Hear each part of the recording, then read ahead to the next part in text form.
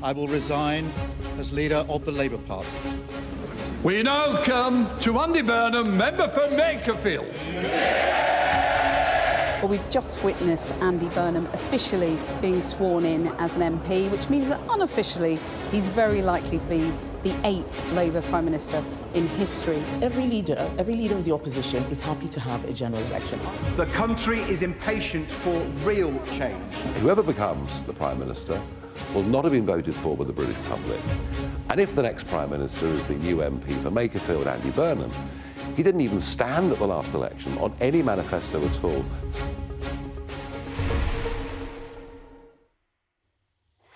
If you're one of the 24,927 people who voted for Andy Burnham in Makerfield, congratulations, you're likely to have picked the next Prime Minister.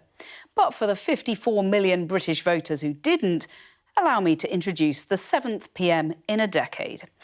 Andy Burnham started out as a Blairite special advisor back in the 90s before becoming a Brownite cabinet minister. Remember prudence with a purpose? Well, here was Gordon Brown's cabinet disciple speaking the very same language as Culture Secretary. This Prime Minister and Chancellor have run the economy in such a prudent way over the last 10 years that it is right now to put extra help into the economy. And the Chancellor, writing today, says that there will be help for families, for small businesses. And that's the right thing to do. A couple of years later, he was done with Blair and Brown and making his first attempt at defining Burnhamism with a leadership bid in 2010. So going forward, I want to get the Labour Party back in touch with its roots. We need to reconnect Labour, put it back where it belongs, in touch with the people, give Labour back its heart and its soul. And that's what my campaign to lead the Labour Party will be all about, putting the heart and the soul back into Labour. What did he mean by that? Well, we never got to find out because he lost to Ed Miliband. But our Andy was undeterred, and 5 years later he had another go, giving his rhetoric a slightly populist edge. The change they are looking for is someone to call time on politics as usual and take it out of the Westminster bubble. If this is the change that you think Labour needs to make, and if you agree with what I'm saying, then I am your man. Well, they didn't, and he wasn't. This time, Jeremy Corbyn beat him. And here's where it gets interesting, though. A number of his colleagues refused to join Jeremy Corbyn's shadow cabinet. Not Andy. He went full Corbynite and served 2 years as Shadow Home Secretary before reinventing himself again, heading north to be crowned Manchester Mayor. Now, that ended up being the making of him. This is the dawn of a new era, not just for this city region, but for politics in our country. It has been too London-centric for too long.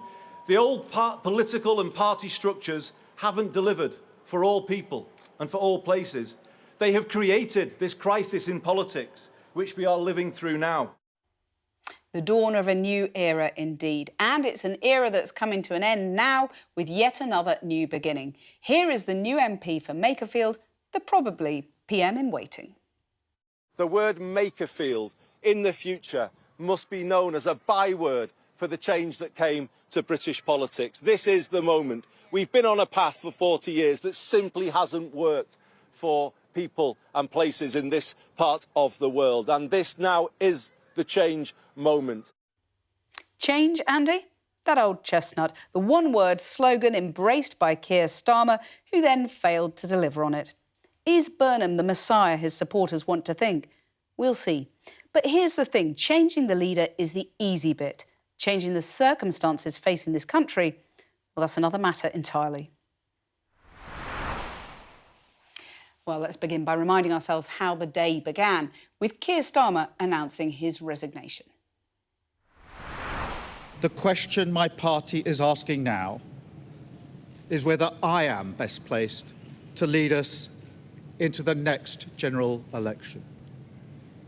I have heard the answer of my parliamentary party to that question, and I accept that answer with good grace. Every decision I've taken has been about putting the country I love first. That is why I will resign as leader of the Labour Party. I have spoken to His Majesty the King this morning to inform him of my decision.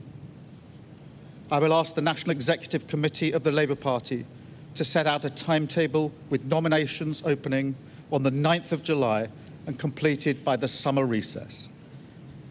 In the case of a contest, this will ensure a new leader is in place before Parliament returns in September. I will remain in post as Prime Minister until the contest is complete, and I will do everything I can to ensure an orderly handover of power. When I leave the biggest job in the country, I shall spend more time on the most important job, being the best husband I can to my fantastic wife, Vic, who has been a rock by my side through good times and bad, and being the best dad I can to my beautiful children, who are my pride and my joy. Thank you very much.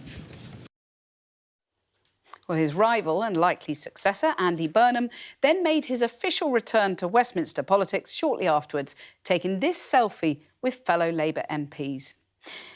He then received a rather more formal greeting, swearing his oath of allegiance to the King, taking his seat as the MP for Makerfield.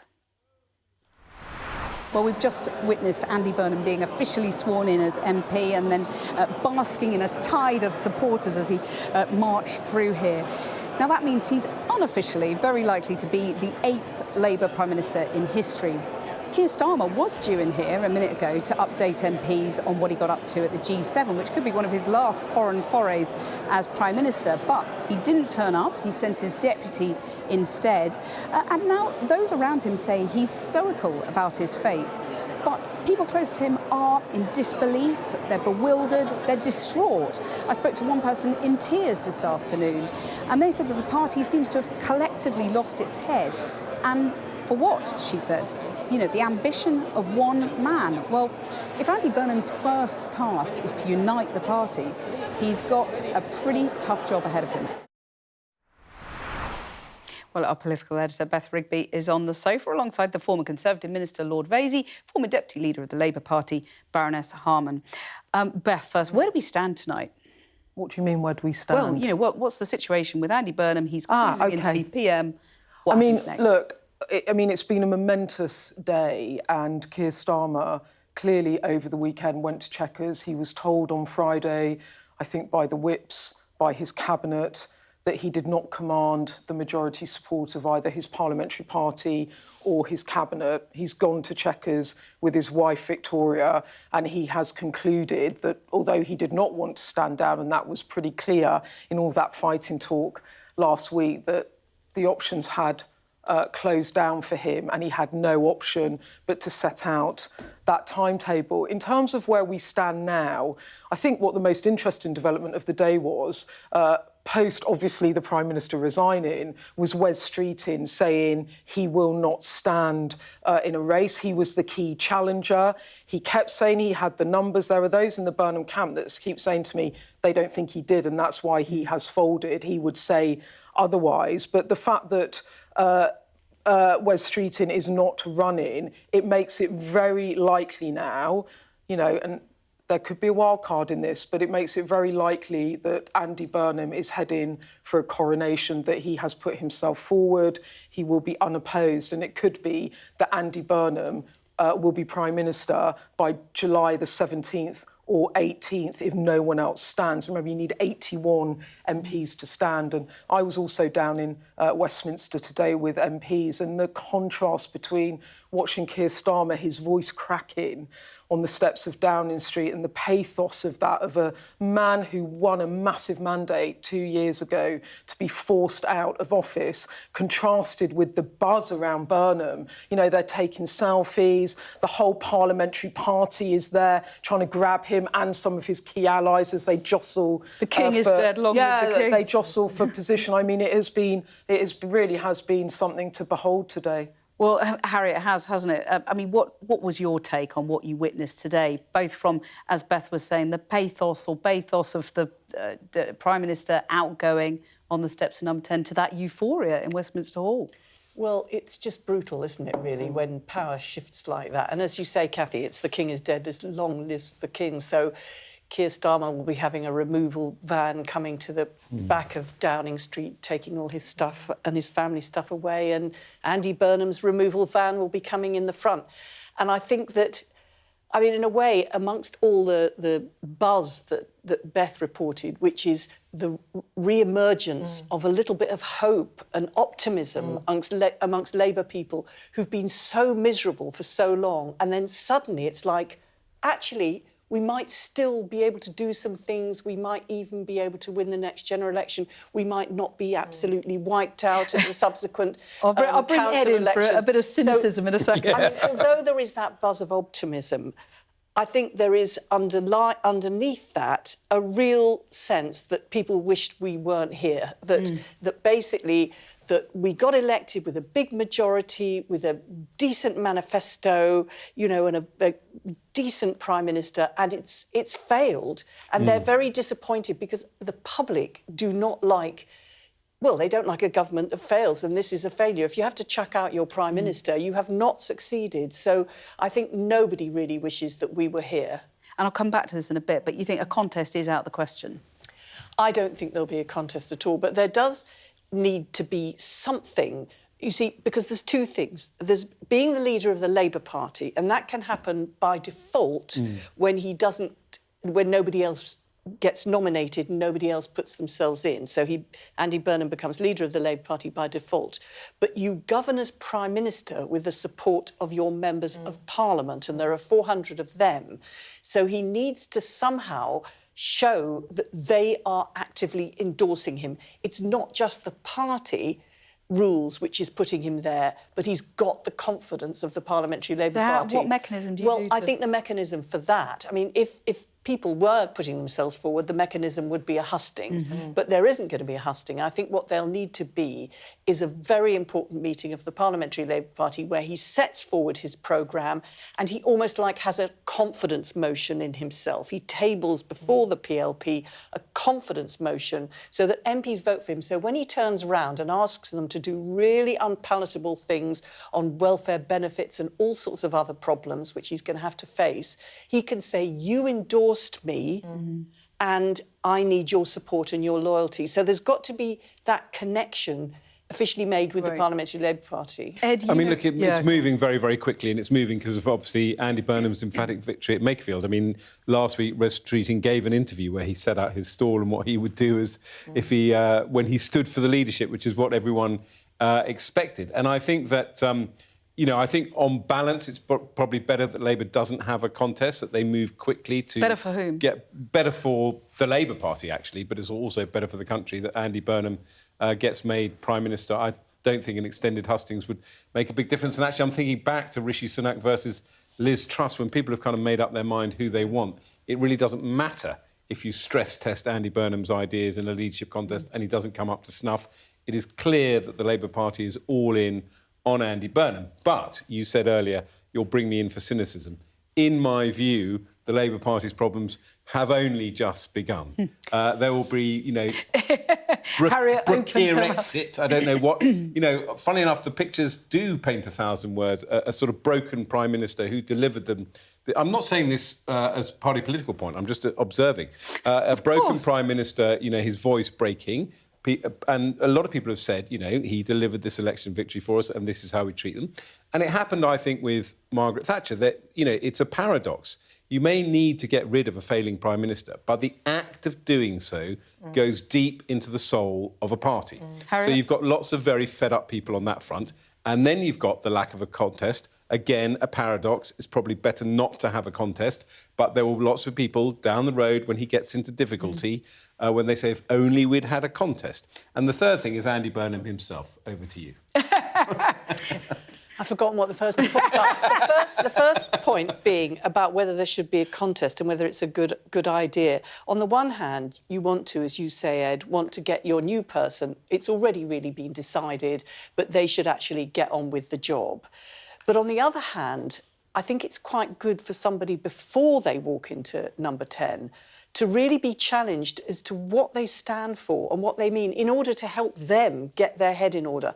I actually think it would have been better for Gordon Brown if actually he'd have been challenged, because he was obviously going to be the next Prime Minister, but I think it would have made him much clearer about what the difference was between... would any Labour MP have got from challenging Gordon Brown? Well, yeah, but Andy Burnham's a different character. Beth, let me bring you in. There's all this stuff floating around about Darren Jones being urged, a Starmer ally, obviously being urged to sort of stand to create a contest just to put Andy Burnham through his paces. What do you make of that? I think that over the weekend there was a vacuum because the conversations were had on Friday. Keir Starmer disappeared to Chequers with his wife Victoria. Very, very few people heard from him.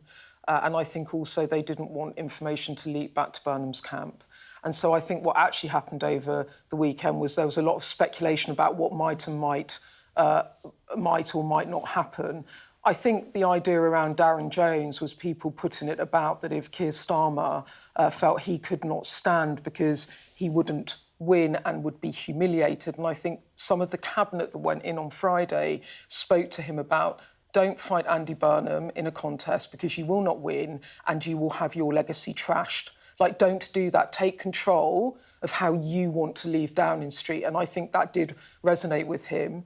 But then, obviously, some people did want him to fight on. And then the idea came around that maybe someone would be a stalking horse and just give Burnham a run for his money. But I actually think the manner in which Keir Starmer stood down today, I think that what his allies said publicly afterwards, it did not feel like a leader bent on revenge. It actually felt like a leader who was deeply saddened by what had happened to him, but almost resigned to it. Genuinely, when I've spoken to people about, is he secretly fuming behind closed doors, they say to me, he's actually not. He's resigned to it. Great to have all your thoughts. Lots more to discuss. We've only just scratched the surface. But a little earlier, I spoke to the chair of the Labour Party, Anna Turley. Anna Turley, an emotional day for you. Yeah, obviously it's a really sad day because Keir's only the third Labour Prime Minister of my lifetime and only the second to win an election from opposition. So, of course, it was sad to see him outside Downing Street because I think, you know, he's got a huge amount to be proud of. I've been very proud of this government, what we've achieved in just 2 years. And for Keir Starmer himself, what he's done with the Labour Party to turn it around in such a short space of time. I was someone who lost their seat in the 2019 election, was part of the sort of red wall wave that was swept away. And I thought it's going to be a decade before we get another Labour government. And Keir Starmer came in, turned the party around, dealt with things like anti-Semitism, got us electable and put a project to the British people that they overwhelmingly approved. And that's an incredible record and he should be very, very proud of that. So, of course, it's a sad day today to see that come to an end. But, you know, I think he's got a huge record to be proud of and I think he made his speech today with real dignity. Have you spoken to him today? How's he doing? Yes, I've seen him. We had a hug, and he's you know, very stoic. He's always put the British people first, and that's one of the reasons why, you know, I was a big supporter because he's conscious. He's still Prime Minister. He's got to navigate through this situation, and he's someone that he's not prone to anything that many of us would fall prey to around sort of bitterness or whatever. He was very, very forward-looking and you know, say he's focused on what else he's still got to do in his time. But how are the people around him feeling? I think lots of people feel sad and disappointed because you put your heart and soul into projects. You know, people in Number 10 and around the party work long hours and are very committed, and you couldn't do this job if you didn't believe in the project that you're trying to do and the things you're trying to achieve for the country. And we all know in politics, as I've experienced myself, things can be very short-lived. You never know how long you've got. So you have to make every single day in politics, particularly in government, count. So there are lots of people there who, as I said, have given up their time and effort and their lives and their families to do that, not least the Prime Minister. So, of course, it's a sad time and a reflective time, but a lot to be proud of, as I say. I mean, the brutality of politics is such that everybody is looking to the future now and welcoming the new MP, Andy Burnham, who's likely to be the new Prime Minister. I mean, is he the Messiah or is he just a naughty boy, as he quipped. Well, I've known Andy for about 23 years, I think, now. So definitely a naughty boy, then. No, and I've always been a big fan, and I supported him in the last leadership election back in, was it 2015? And, you know, I was disappointed when he didn't make it then, and Manchester's gain was Parliament's loss, so I'm delighted to have him back. And I'm really, you know, glad that he's going to put himself forward, and, you know, I think he's got a huge amount to offer. So we look forward to him setting that stall out over the coming days and weeks, and I know he's got the values and the personality to really, you know, to do a brilliant job. Did you sense euphoria when you spoke to him today, or did you see the weight of the world on his shoulders, knowing the challenges ahead? I think neither, probably somewhere in between. I think delight to be back in Westminster, back in familiar ground, where, of course, he's had a long and very positive career before. And I think a real warmth from the parliamentary party around him. People were really pleased to see him, to welcome him back. We always enjoy celebrating a by-election win, and to win a thumping one like that defeated Reform was really positive. So there are a lot of people very, you know, pleased to see him, pleased to welcome him back. And in the midst of what, as I said, is a very sad and sorry day, let's hope there's some rays of optimism here going forward for the country. Well, I mean, it's hard to be optimistic when you look at the challenges ahead, and the challenges haven't changed with the Prime Minister. And what hope does Andy Burnham have of coming up with a plan in just a few weeks when, you know, you had 14 years in opposition to come up with one and you didn't manage that? Well, of course, the challenges are extremely difficult. We know that we're in a very insecure and very volatile world globally. The financial situation is difficult. We face a lot of policy challenges. But one thing is for sure, I know we're in a far better place now than we were 2 years ago. And whoever comes in after the Prime Minister, Keir Starmer, will have a much better legacy to be able to deal with than Keir Starmer himself inherited. So let's see what Andy sets out over the coming weeks or months. But, of course, those challenges are huge. But one thing I know for sure is with a Labour Prime Minister, we've got the right values about putting ordinary people first, putting the security and safety of our country first, and making sure that public services work for all of us. Well, I'll come back to defence in a minute, but I mean, it was interesting. Andy Burnham tweeted today about the importance of stability and seriousness. What do you say to those around him pushing for the fiscal rules to be tweaked? Well, I'm not going to get into a discussion on that. You know, we've got our manifesto. The fiscal rules are really, really important, and it will be up to him, I think, to do what we did when we came into government 2 years ago. Look at the books, look at the options, think about the things he wants to achieve. That he's come with a very strong legacy in Manchester of what he's seen and delivered there, and I'm looking forward to seeing that those values come through in the decisions and the priorities that he or whoever stands for the Labour Party and wins any potential election will set out. But, you know, there is a strong argument, isn't there, for stability in the team around him, you know, keeping the Chancellor potentially. Could you see that being a good idea? All those decisions will be for whoever's the next leader and Prime Minister. You know, I'm not going to get into that, but the priority is, of course, making sure that we continue responsibly in government. We do maintain some sense of security, and that the British people know that we're putting them first and not internal politics. And I think that'll be the priority for anyone putting themselves forward. I mean, clearly in your role, you know the mind of Labour MPs, and you're very familiar with the kind of mood on the backbenches. I mean, Andy Burnham has said that he's not squeamish about cutting the welfare bill, but will he find, or whoever takes over, let's keep that pretence at the moment. I mean, will they find that MPs are any more willing to look at welfare cuts than they were under Keir Starmer? Because, I mean, that was one of the big problems in the Starmer era, wasn't it? Well, I think sometimes it's seen too simply as we were just going to slash welfare and backbenchers didn't like it. There was a lot of nuance around that. MPs were very thoughtful about the impact of certain decisions and things on their constituents. There were lots of different things up for discussion. So I think this is a much more complex discussion and debate to be had. We've got the Timms review, you know, coming through. I'm sure whoever's, you know, leader and Prime Minister will look at all of that together with the Secretary of State to make that assessment, because I think it's an easy caricature to say we've got to cut welfare, Labour MPs won't like it. Labour MPs want to get people back into work, particularly young people. They want people to have jobs and opportunity, but they also want to make sure that people can survive and can get by, and we have a welfare state that supports everybody. So I know they'll be making those nuanced arguments as we go forward. But do you think MPs are shifting on that, or are on a journey on welfare cuts? It's too early to say. I think, you know, we've got a lot of thinking to do and working out. We've learnt the lessons from, I think, some of the handling, some of the communications of what happened before. And I think we all know there's a seriousness and a determination to get this right, not just because of fiscal responsibility, but crucially to make sure that we give hope and opportunity to people in our constituencies. How divided is the party now? How difficult is it going to be for whoever succeeds Keir Starmer to unify the party? I think that's always going to be a challenge when you've got a big parliamentary party of 400 people, all with different constituencies, different views, different priorities. But whoever comes in will recognise that we've got a huge amount of shared values. We sign up to the Labour Party values of fairness, of equality, of social justice, and we have a manifesto that we're elected on. So, of course, it will be their job to, along with all of us, we all have a responsibility to pull together as a team, to think about the fact that we're in government, not in opposition, and to make sure we put the public first, and to make sure that we go forward as one Labour family supporting whoever is the next Prime Minister. Can you see Keir Starmer being offered a job in government? I'm not going to make any comment on that, I'm afraid, Cathy. That's for whoever has to make those decisions. But has he got more to contribute to public service? Well, hugely, absolutely, yeah. Keir has an enormous amount to contribute to public life, and I feel sad that he didn't have any more time or enough time to really continue to deliver that, and I'll always feel that. But I look forward to seeing him make a contribution in many other ways, I know. You think he'll stay as an MP? I don't know. I'm not going to possibly comment on that. Right.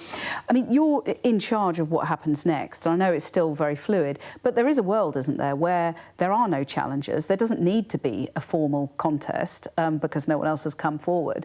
And then, you know, Andy Burnham could, in theory, be Prime Minister in a matter of days, couldn't he? Well, there's the National Executive Committee of the Labour Party will set out the timetable. They're responsible for that, and they're various elected bodies. We have a sort of democratic system, so the National Executive Committee will make those decisions on the timetable. The Prime Minister's already set out today that the 9th of July will open for nominations and will close before the recess, so we'll look to see who comes forward. Labour MPs will have to have 81 nominations, so we'll see who comes forward and puts themselves forward for nominations after the 9th. But if no one does come forward, then, you know, that whole process could be expedited. I'm not going to speculate on that. As I said, the timetables for the NEC. What's to stop Keir Starmer, though, announcing a whole load of policies that tie the hands of his successor? For example, he could, you know, do a massive deal on defence, a defence investment plan, you know, fully funded, as John Healey asked for and didn't get. You know, that then ties the hands of Andy Burnham. Well, Keir Starmer is still our Prime Minister, so he has the absolute right and the mandate to make those decisions on behalf of the British people, and will do that, I'm sure, till his very last day. And, you know, it's for all of us to work and support him in that mission. He is the elected Prime Minister, and but I know also he will be having conversations. He's responsible, and he recognises that, you know, we are in government and we have a responsibility for a stable transition. Has he spoken to Andy Burnham yet? I don't know. You'd have to ask him. But would it be wise for him to consult Andy Burnham on some of the big policy announcements he's yet to make on defence and Europe and so on? Well, again, I'm not going to speculate because we haven't got any nominations in yet, so the process hasn't started. So those decisions will take place whenever the timing is right, I'm sure. Let's just step back a minute. You know, I know you've got to assume that there may be other people come forward, but so far Wes Streeting has said he won't be standing, and it looks like it could well be Andy Burnham. What mandate does he have? I mean, when Liz Truss went, he called for a general election. There's going to be a real pressure, isn't there, for him to test his policies and his vision with the public? I'm sure there'll be lots of people, and, you know, Nigel Farage and others have already tried to jump on that and to push for that. But the reality is we were elected with a manifesto in the general election of 2024 with a 5-year term. The Labour team is here to deliver that. And, you know, I know Andy will be very mindful of that, or whoever is the next leader will be mindful of that manifesto. But he's already signalled significant departures from that manifesto, hasn't he? Well, yeah, and let's say he will test those ideas, I'm sure, in the days and weeks coming with the British public and with parliamentarians. You know, we have, as I said, over 400 members of Parliament elected to represent their constituents who will be part of this conversation. So I'm sure all those discussions will be taking place. But would a contest be advisable, given that he would then be able to test his views and people will be able to see how he performs? I think the last thing we want is more disruption of another general election. We've had so many in the last few years. We've had so much turmoil. We need to just have a clear mandate.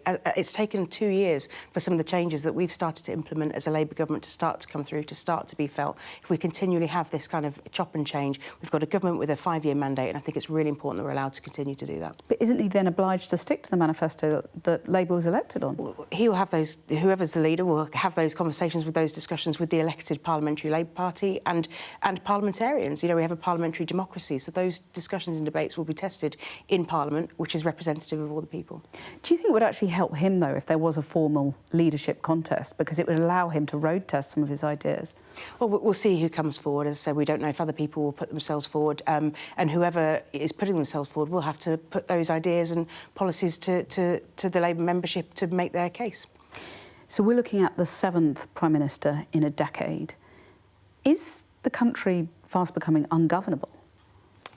I think we are in really turbulent and difficult times. I think sometimes the expectations of parliamentarians, of prime ministers and of people are sometimes just set too high. And I think it's a very difficult challenge for people to step forward in public life. We are looking for candidates in local elections, and it's very hard, particularly for women, to want to put themselves forward because of the expectations, because of the levels of abuse that people have to go through. And I think we forget very easily when we see politicians on TV that they're human beings with families. A colleague of mine has had a serious attack on their home in recent days. We've seen the attack that was on the Prime Minister's family home. You know, these are really difficult and turbulent times, and I think it's incumbent on all of us, whether that's parliamentarians, politicians, journalists, commentators, people in the media, everyone at home, everyone sitting behind a screen, to think about what kind of country we want to be, to give people time, to give people the opportunity to make mistakes, to perhaps get things wrong, to road test, to change their mind, but to be clear about the sort of values. And accountability and scrutiny is really, really important. But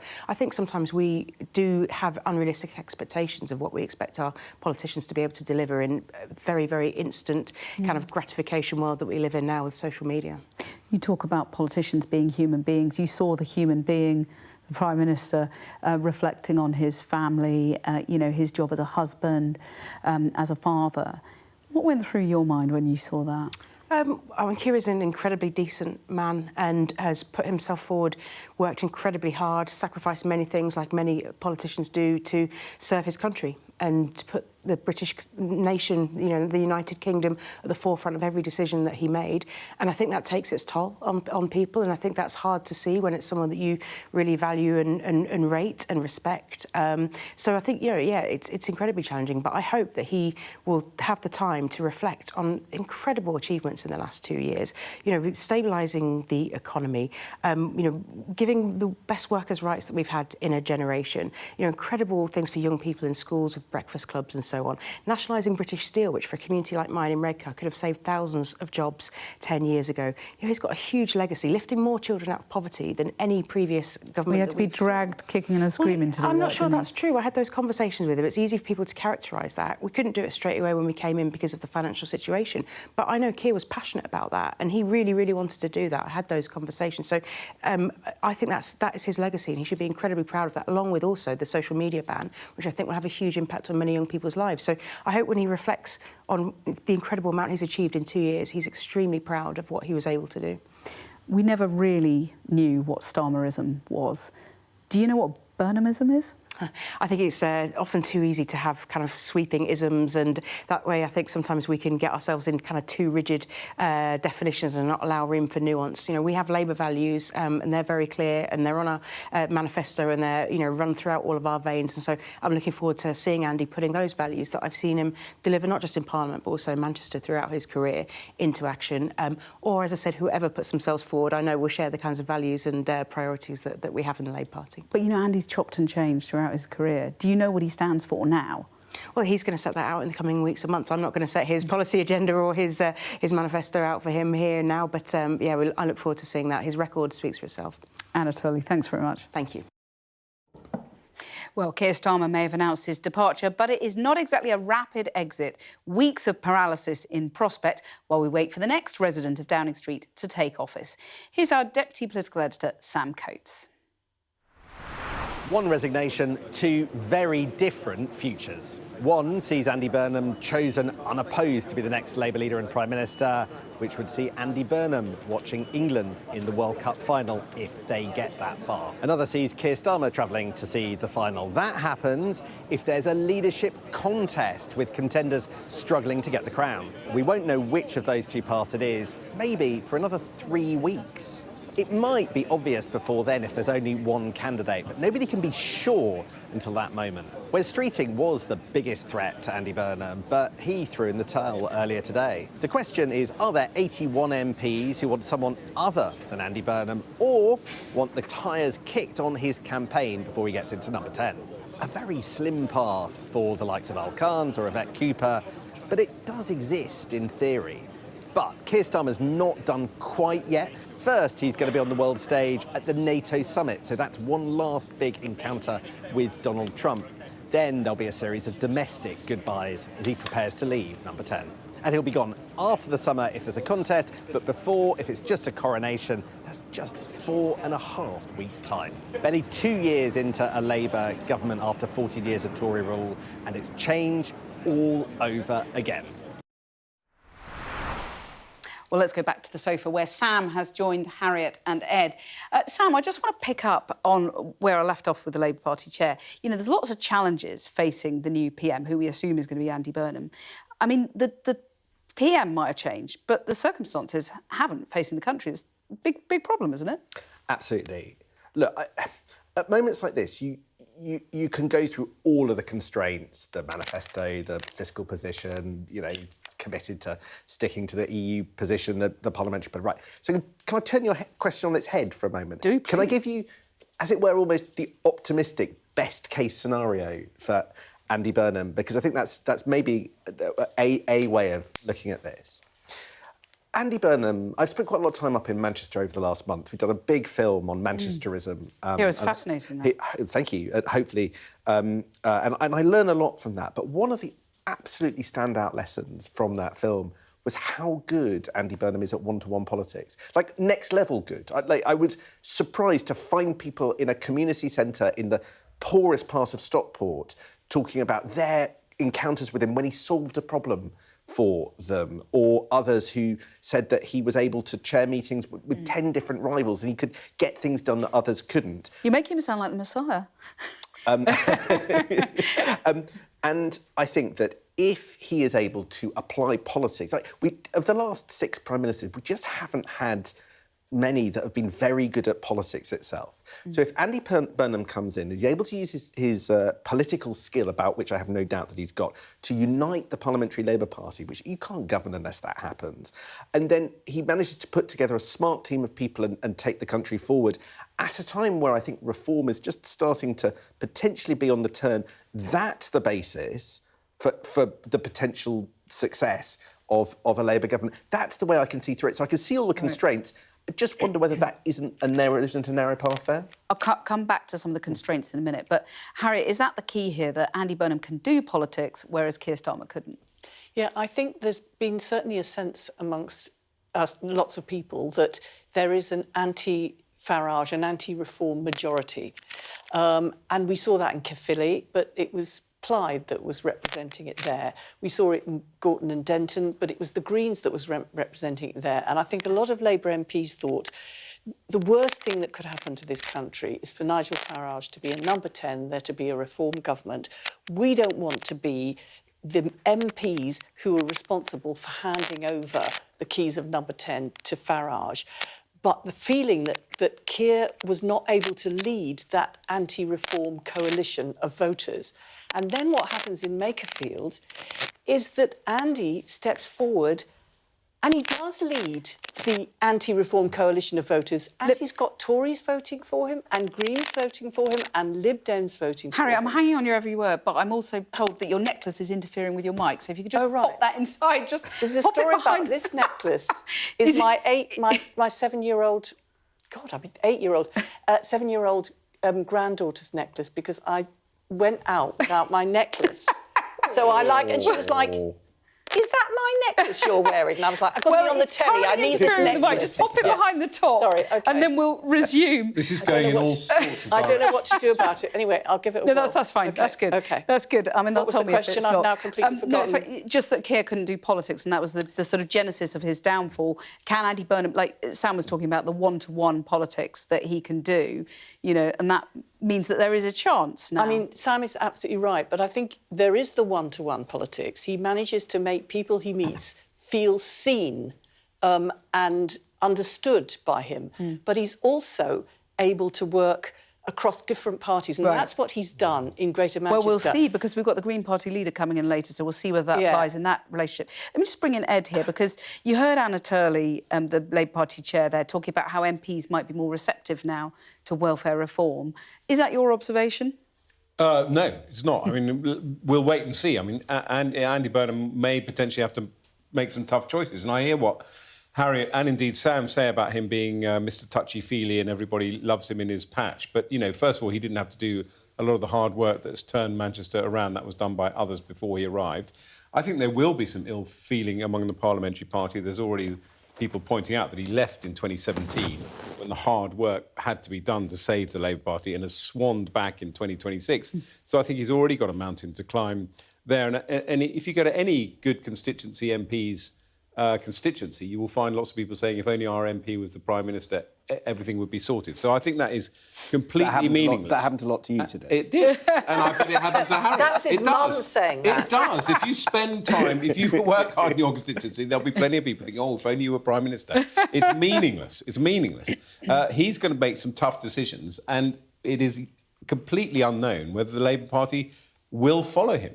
And it's also unclear whether he will be prepared to make those tough decisions. Right, because the one thing that oozes from Andy Burnham is he likes to be popular and he likes to be liked. It's That's true, isn't it? He's a people pleaser, isn't he? Being Prime Minister in this climate, with this economy and everything else that's going on, all the geopolitics. Harry, he likes to be liked, and that's I think he is liked and he brings people together, and that's what people like. And what happened in the Greater Manchester area is people voted for him in Makerfield because they saw what he'd done in Greater Manchester, they knew what he'd done, and they liked how he did it. So it wasn't ephemeral, it wasn't just touchy-feely. And one of the most stunning things about Andy Burnham in Greater Manchester is that they analysed the votes by wards, and wards are really small units. And they looked at all the wards in the mayoralty across, dozens of constituencies. And every single ward voted in a majority for Andy Burnham the last time he stood for mayor. I mean, we don't know what it's like in Surrey, for example. But that's unprecedented. And what that is testament to is the fact that people see that he brings things together and they like the way he does things. Can I just answer about the welfare reform? Because the welfare cuts. I was really amazed very shortly after we got into government that the Parliamentary Labour Party brought down a government bill. And they didn't even wait for I know this sounds detailed, but normally you can kind of let a bill go through, and then if there's bits in it that are objectionable in it, you go in the committee stage and you say, we don't like these bits of the bill, and therefore you'll vote against it at a later stage. But you don't go straight into a bill at what's called the second reading and just bring it down. And it's unprecedented. I couldn't believe it. And not only that, but it was led by senior Labour backbench figures. But wasn't that just Keir Starmer had mishandled it so badly, that whole reform? It was the wrong reform. It obviously was mishandled because it didn't work out all right. But I was very astonished that the PLP were not more prepared to cut some slack to Keir Starmer and let him make these changes. But he handled it very badly. But what does that tell you about how they're going to react if Andy Burnham makes I'm just trying to get to that point. I'm just trying to hurry you along. It's taking a long time getting there. But basically, what I'm hearing them saying now is those senior figures, so you've got Meg Hillier from the Treasury Select Committee, Emily Thornbury from the Foreign Affairs Select Committee. These are the most senior backbenchers. You've got Sarah Champion, you've got Helen Hayes of the Education Select Committee. These are senior Labour figures on the backbenches, and they kind of led the revolt against the second reading. Wow, she's getting to that. I know, but we're going through all right, because I need to bring in Sam in a minute. We've got 6 hours on this programme. So this time's running out. Hurry me up. Yeah. Sorry, We've only got an hour and a quarter getting left. to the point. This is clearly not a sound bite. This is a long soliloquy. But the point is... It's not a podcast. What they're actually saying is, well, we've had the Alan Milburn report that talks about various changes, and we've had the terrible situation where we've got to have more defence spending, so that changes things. And what they're starting to do is a narrative of this time we will be prepared to vote with the Prime Minister, last time we weren't. So actually, I think they've been a bit surprised by what a terrible effect it had on the authority of the government to bring down... Sorry if I'm still speaking. And also, Ed, you're going to have to hold that thought for a minute. To bring down a bill, it really undermined the government's authority, it undermined their financial credibility, it enabled people to say, your programmes don't cut any ice, they have no credibility, because you can't carry them out, even though you've got a 400 brief thought, Labour MPs. Within that hour-long lecture was a key point, which is... Several key points, actually. Has the Parliamentary Labour Party learnt its lesson? Because that, yes, I think the answer potentially is the narrow path for Andy Burnham. Yeah. Is that true, Sam? That the Labour Party has learnt its lesson? Speak briefly. In case you drifted off. Be brief. Because I might have a long soliloquy to add. If anyone could do it, I think Andy Burnham could do it, right? And I thought... Oh, you've done the Kool-Aid, haven't you? No, I just thought your point was nonsense. And your point was that people turn up, you know, that politicians who turn up wanting to be popular is a bad thing. I think actually that's what, you know, politicians want to be voted and they want to be loved. That's pretty standard. I'm sure that was true of you in office. I'm not saying that there aren't big problems. We can't tell quite what kind of Andy Burnham's going to turn up in power because he's morphed around all bits of the ideological spectrum. He's trying to build a team and he basically doesn't know anybody on the team that they're trying to build with, and he hasn't got a plan. He's got even less of a plan than Keir Starmer had when he entered power in 2024. So there are big, big challenges. All I'm saying is there's a reason why most people are uniting behind him tonight and he's going to be Prime Minister in front of OK, I think your nonsense point we've got is to move nonsense. on. Yeah, well, on that pithy note, we'll just move on. Ensuring your unpopularity. But the Prime Minister's resignation is sure to feature heavily on our late-night programme, The Wrap, tonight from 10 p.m. Here to discuss all of today's big stories and the best of tomorrow's papers will be Whitehall editor at the Financial Times, Lucy Fisher, and columnist at the Daily Mirror, Kevin Maguire. Well, in the past hour, Labour MPs have been meeting for the weekly meeting of the Parliamentary Party. Our political correspondent Alex Rogers joins us now from Parliament's central lobby. What's been the mood? Well, Cathy, I think the mood has undeniably been one in favour of Andy Burnham. He is the man of today. As Keir Starmer is mourning his premiership, MPs have been lining up to congratulate his successor today, and it's been so visible. We saw that big photo shoot on the steps of Westminster Hall. There were MPs queuing for selfies, handshakes, hugs. It really did feel like they thought he had the star quality that they have said Keir Starmer lacks. And I think the big calculation for MPs now will be, can they keep their jobs and can they get new jobs in Cabinet, perhaps? And I think that's why so many are in favour of a coronation of Andy Burnham rather than a contest, even though critics would say that without a contest and a battle of ideas, Andy Burnham's policies and his vision for the UK and the government are untested. Now, we're hearing some detractors tonight. There are rumours and reports that Darren Jones or allies of Darren Jones want him to stand to force a contest. But even those I'm speaking to that are fans of Darren Jones and like him, even they want to avoid that because they want to avoid this contest. So it feels like MPs hope that they can test Andy Burnham themselves. They hope that because he's better with MPs, he's better at communication and relationship building, that they can test those ideas with him, a quality many have been saying in private that Keir Starmer lacks. But of course, you will have critics saying that without a proper race and without a proper contest, that scrutiny isn't really real. That update. Well, of course, the new Prime Minister will want to deliver decisive change, but a new political agenda will have to come face-to-face with an uncompromising economic picture. I've been catching up with our economics editor, Ed Conway. Ed, every time there's a change of Prime Minister, the markets generally react. Yet today, it's been a bit muted. Why? It's funny, Cathy, because, like, you know, every time, and we've had these roller coasters recently of reactions, and everyone remembers what happened around Liz Truss. But this time, you know, markets haven't really done all that much at all. And I mean, you know, I could show you a chart of the day, but basically not much has happened. This is the 10-year government bond yield, which is the thing that we've been focusing on so much in recent years. And the higher it is, the higher everyone's interest rates are going.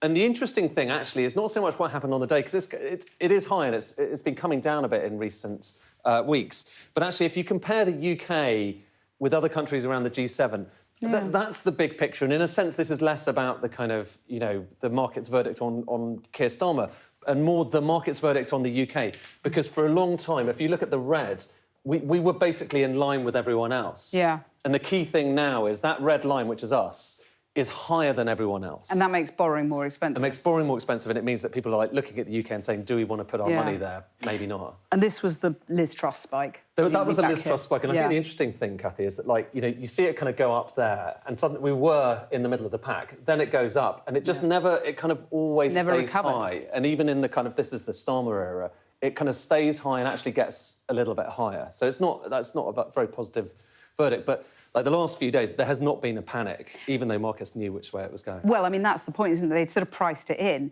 But certain things Andy Burnham has said over the last few weeks and months have spooked the markets a little bit. But what kind of legacy does he inherit from Keir Starmer economically? Yeah, because, of course, he's the one saying, we shouldn't be too in hoc with the bond markets. But ultimately, like it or not, we're a big borrower from overseas, and so whatever happens there is going to affect everyone. We are in hoc to the bond market. So we are in hoc. I mean, because we have to borrow that money somehow if we're going to keep the state going, and so, like it or not, that stuff does matter. The interesting thing for me, so outside Downing Street, Keir Starmer, we saw him earlier on here. I mean, he seemed very emotional, but one of the other things he talked about is, look, we are going faster. This is just GDP growth. So the higher the bars are, the faster GDP growth is, gross domestic product, the state of the economy. He said, we're going faster than all our peers. And it was one of those big statements that's like, oh, actually, that sounds pretty punchy. And it's true. Small print, just look at what we're talking about. It's the first quarter of this year. So lies and damned lies. 3 months. Yeah, exactly. For 3 months, at the start of this year, it definitely is true that we kind of grew really fast. Some would say we might kind of go back down a bit in the next 3 months. The kind of footnote to that is to say, look back just over last year. Actually, I'll show you, just look back over the course of the whole kind of Starmer time in office. And look, there's the red bar. So we're not doing badly. Yeah, but US is the real outlier, isn't it? The US is the outlier, and that's kind of your AI story, really.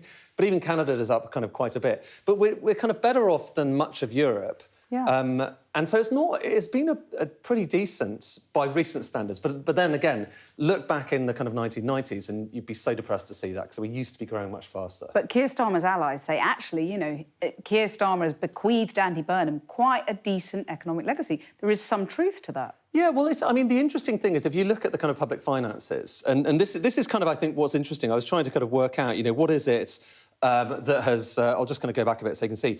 What is it that this government has done to the public finances, public spending there, compared with the rest? I mean, that was obviously the pandemic. That was the pandemic, yeah, you can just about spot it there. That's what Rishi Sunak was planning to do to public spending. You see, it was kind of going to go down. Here's what's kind of interesting, because under Keir Starmer, the plan has been to raise public spending, and it doesn't look like much of a difference, but that stuff like that really matters. Yeah. And look at taxes, like the overall tax burden. Again, under Rishi Sunak, it was going to go up. Under Keir Starmer, it goes up higher. So you're talking about higher spending and higher taxes. But here's the thing that I think, he would want us to focus on, and indeed, he talked about this again in Downing Street. I'm going to zoom in because investment's on a slightly different kind of axis. That's investment. And, Labour have talked an awful lot about that. And Rishi Sunak was going to cut total public investment in the coming years. Under Keir Starmer, again, these are plans, so we'll have to see what actually eventually happens. But look at the difference between those two lines. That's quite a significant difference, isn't it? So, and that is crucial for growth, isn't it? That would be his argument. Yeah, and that we have not seen. That I think is the thing that Rachel Reeves obviously doesn't seem like she's going to be Chancellor for long, and Keir Starmer will probably talk about a lot, because they will hope that's their legacy, more spending on everything from the NHS to transport to everything else. But, of course, the big question is whether Andy Burnham actually keeps that in place or does something else. Well, final thought on that briefly. You don't have any whizzy charts on this because it's throwing it into the future, yes. But what does all this mean for Andy Burnham? Well, I think, the challenges for the UK are enormous. And I think that's going to be the interesting thing. This gives us an opportunity to look at all of those challenges, public finances, bond markets, like it or not, we are still in hock to them, and just growth. And how can you actually jumpstart that? None of those are new questions. Every previous Prime Minister has kind of wrestled with them and, frankly, not really succeeded very well. So, we will lay that out in the coming weeks as they, vie for office. So the Prime Minister changes, but the challenges remain the same? It's still the same. Ed, great to have you and your whizzy charts here in the studio. Thank you. Well, we'll have more in the next hour, but let's get some final thoughts on this segment from Ed and Harriet. Harriet, the fiscal rules and the sort of economic legacy that Starmer leaves Burnham, do you think... I mean, Andy Burnham has said he would stick by the fiscal rules. Is that the right decision, or have they become this kind of totem that is hemming people in? Well, I think there is a preoccupation that we must go further with growth, and growth is generated by investment in people, in industry and in infrastructure. So a lot depends on who he has as Chancellor. I mean, I feel very disappointed. Ed Conway has just said, oh, Rachel Reeves is not going to be lasting long, and I feel very disappointed for her. She was a major part of helping us get into government by giving people confidence that, you know, it would be a sensible and not a reckless government if Labour was elected. So she's played a very important part in getting us into government. And the bond markets won't like her disappearing. Well, it sounds from what Ed's saying is that they're not that bothered by Andy arriving. But they priced it in. What he does and who he has as Chancellor, I think there will be a bit of a reset, because the difficulty of getting growth against a background of what Trump has done and what has happened in Iran and the Hormuz Straits, there's a whole load of shocks to the economy, and therefore it might mean more, more decisive action and radical action on the economy than hitherto, because the circumstances have changed. But do you think Lou Haig, who's a sort of key Andy Burnham ally, is right to look at tweaking? She's talked about tweaking the fiscal rules to, lower national debt over 10 years rather than 5. Do you think that's right to look at that? Yeah, I think you always have to look at the rules that you make. You don't want to change them too much because it undermines people's confidence and whether they're really reliable. But, that's always what people do. I mean, Gordon Brown tweaked the rules. He invented the rules and then he tweaked them. Yeah. And I think you have to have some flexibility. And Who do you want as Chancellor? Well, I don't really want to say... I don't really want to say who I want as Chancellor. Go on, Harry. No, I'm not going to say. You're on the telly box. I don't really want to say. I think there are a lot of very able people who could be doing it. It can't be Ed Miliband, can it? Well, I don't think it couldn't be Ed Miliband, actually. I think I don't want to make a top pick. I'm going to support whoever happens to be the Chancellor, and it shouldn't. We should not be ruling out Ed Miliband. I think he's a great talent. He's very economically literate. He's very intelligent and very committed and very experienced. And's been in the Treasury. Was in the Treasury a long time with Gordon Brown. He's very able. That's a good point, actually. Nobody's made the point. I mean, You have about 30 seconds. Well, I'm a fan of Ed Miliband, only in the sense, I don't necessarily agree with what he's doing, but at least he is a minister who gets things done. So, but I think it would be probably a disaster. I suspect he needs a tough cop, somebody like Wes Streeting, to be his Chancellor. It would be a disaster to have Ed Miliband. There's no evidence at all that anything that Ed Miliband has done when he's been in government has been a disaster. He's a high-performing, high-level... Oh, hang on, you're a Tory. Sky-high energy prices. I mean, getting energy prices down has to be an absolute top priority if you want growth in your economy. And I'm going to have to pause you there because we have another hour to go, so don't worry. You'll have plenty of time to air your thoughts. And we do have plenty more in the next hour, including the Green Party leader and also Sarah Champion, who's a Select Committee chair, and we'll have a say in who comes next. So stay with us for all of that, because there's a lot more to discuss with the sofa duo here as well. The best thing about being a Sky News journalist... My darling. Beth Rigby, Sky News. Is being a Sky News journalist. You said to people, I'm not coming back for more, but you have come back for more. Well, let's kick off and make a statement. What can our Prime Minister say to you to not impose tariffs? He's coming out! What more do you need? We're trying to see as much as we can. We're in an area that's just been reclaimed. Mr. Zuma, Sky News. People are directly protesting. The whole neighbourhood has rallied around her. It's been impenetrable to journalists over the last 2 years of war in Sudan. I've been waiting for this for 2 years. It doesn't feel like a big homecoming. It was never going to be pretty. War isn't pretty.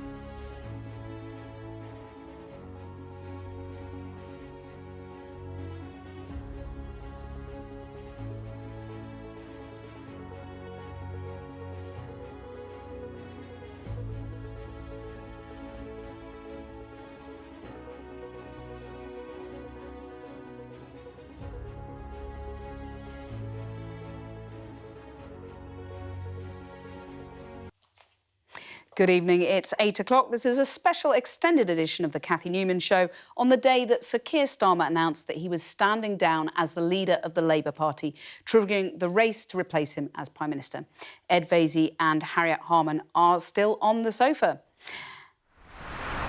And it has been quite the day. Here is Beth Rigby with a look at the fall of yet another Prime Minister.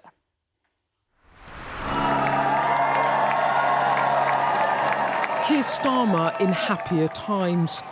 Walking up this street 2 years ago was the proudest moment of my life.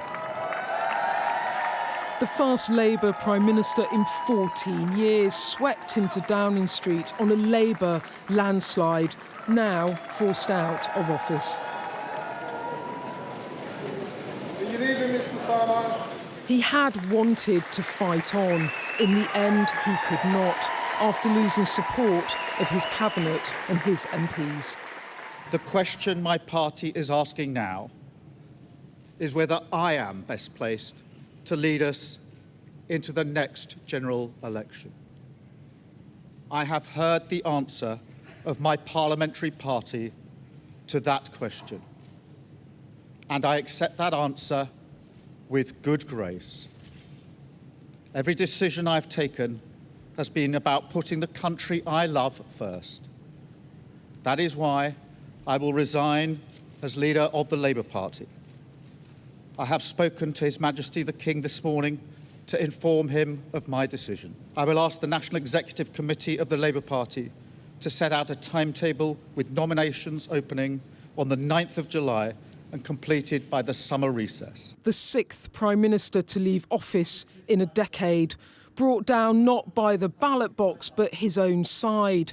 His staff and allies watched on, defeated, as the Prime Minister wrote the first draft of his legacy from opposition. 6 years ago, I inherited a Labour Party that was politically, financially and morally bankrupt. I was told time and time again that my party was finished, that we were consigned to history, that a majority at the general election, let alone a landslide majority, was impossible. But we proved those people wrong. To government. And look at what we've achieved in just 2 years. 500,000 children being lifted out of poverty because of the choices that I made. Our reputation in the world restored, with Britain once again standing up for decency, respect and the rule of law, securing trade deals, standing with Ukraine, standing up for our values and rebuilding our relationship with our allies in Europe. And in the final moments, a Prime Minister who was always so very controlled showed real emotion, struggling to hold back the tears as he spoke of his family. And when I leave the biggest job in the country, I shall spend more time on the most important job, being the best husband I can to my fantastic wife, Vic, who has been a rock by my side through good times and bad, and being the best dad I can to my beautiful children, who are my pride and my joy. Thank you very much.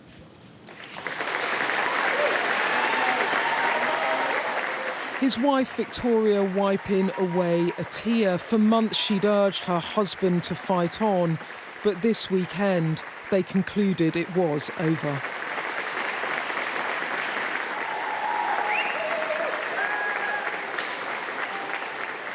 He wanted to fight on. He told me at the G7 in Evian last week he wanted to fight on. He said it on Friday morning. What changed? Well, look, he is a fighter, right? Since the day I first met Keir, he is a fighter. But he is someone who has always put country first. And I think he made the decision that fighting on would not serve the party, would not serve, more importantly, the country. Did you agree with that decision, or did you want him to fight on? He looked at the political reality of where we are. I take no pleasure in that whatsoever. I think this is a really difficult moment, but we must look forward now.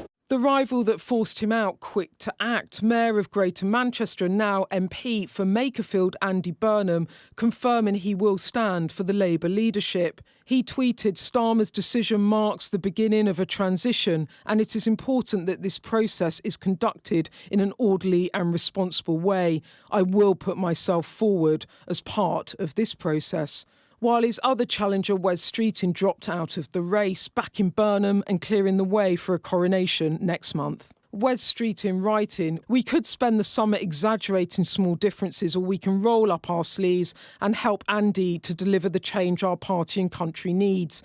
That is the choice that I am making, and I hope that everyone else will back Andy too." Will you announce your intention to stand today? I'm going to get onto the platform, I think. From Manchester in a T-shirt and jeans to London in a suit, Burnham making his way to Westminster, but questions to answer for this man without a national mandate. Andy Burnham, is this a coup? Are you mounting a coup? Prime Minister. Nearly a decade after leaving Parliament, we now come to Andy Burnham, member for Makerfield. Burnham cheered on as he returned, sworn in again as an MP as he journeys to PM. I swear by Almighty God that I will be faithful and bear true allegiance to His Majesty King Charles, his heirs and successors, according to law. So help me God.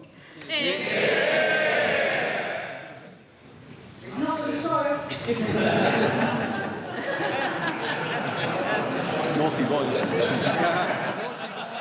Gently heckled by the opposition before going to Westminster Hall for a family photo with Labour MPs, the Prime Minister in waiting met with smiles and selfies.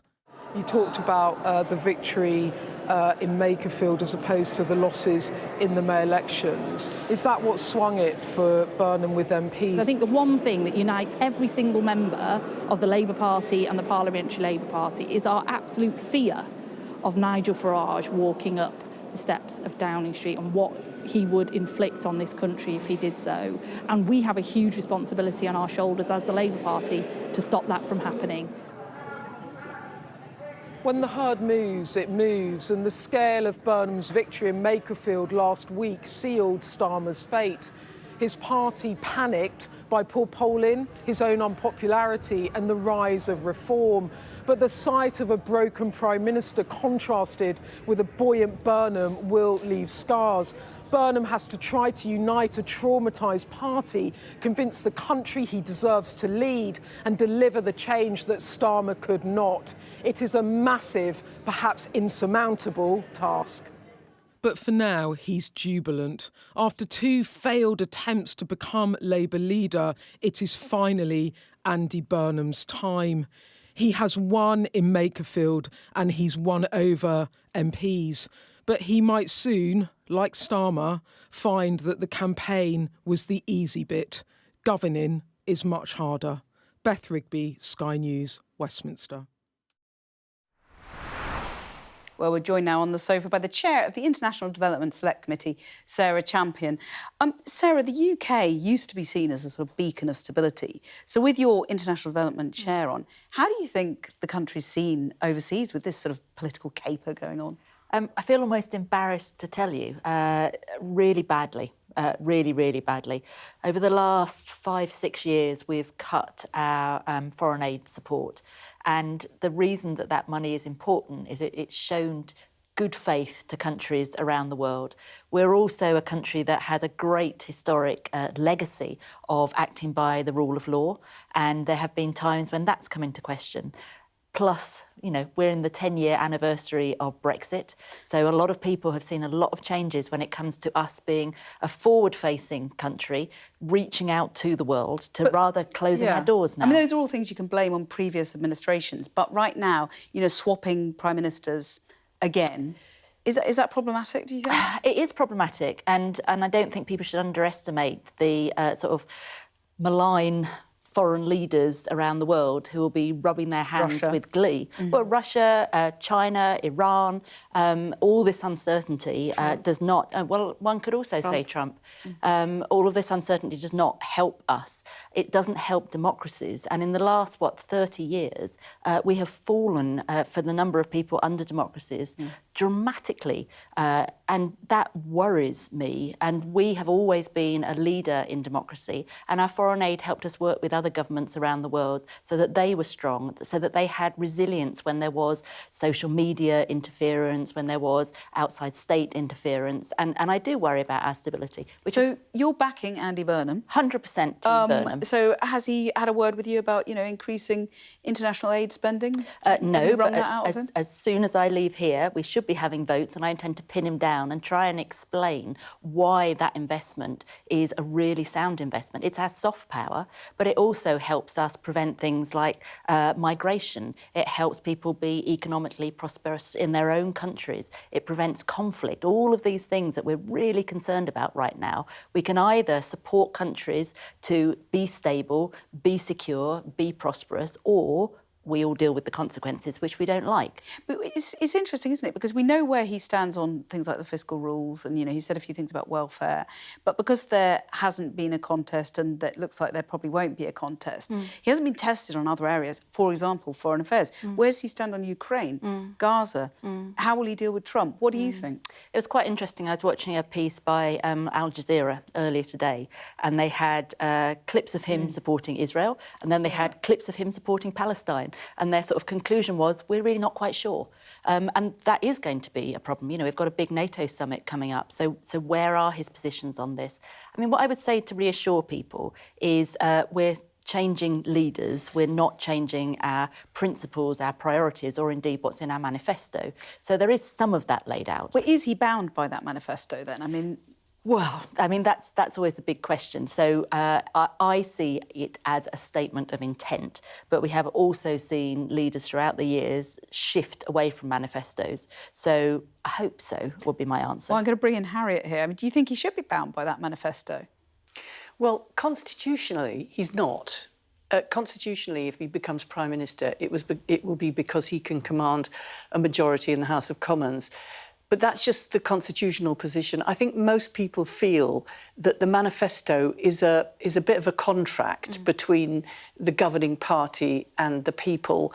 And therefore, if you say things about taxes, you more or less better keep to them. And if you say things about the relationship with Europe, there's a lot of things that we might think it would be good if they could be changed. But the question is how you change them without undermining trust. I think one of the things that Andy Burnham is very good at doing is getting the trust and confidence of people. So I think he'll find a way of doing what needs to be done in the national interest, but at the same time recognising that if you're going to move people on from big manifesto commitments, you need to go about it very carefully, and you need to explain absolutely why you're doing it if you are, and not try and pretend you aren't and try and slip it under the radar. I feel like Ed might have something to say. Well, I mean, I think you're politically bound by your manifesto. You're not constitutionally bound by your manifesto, which is why Rachel Reeves had that sort of, in my view, terrible budget, because she couldn't raise income tax, which would have been the simplest way to deal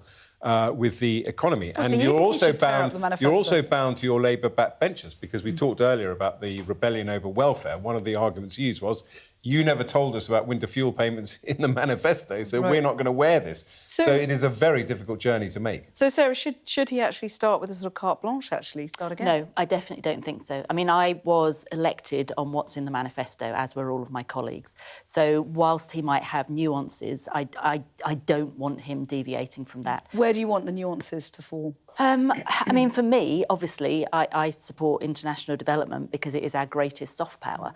I am very concerned that, for example, I've literally just got back with a committee from Indonesia looking at climate impact, and we've been investing in climate mitigation there for a long time. In January, we signed a big agreement with Indonesia about sort of future trade relationships, future climate mitigation adaptation projects. And then in February, this government cut almost completely the funding that we had to deliver that. Well, you're just getting him to make a spending commitment there, but would you be content to see him cut welfare?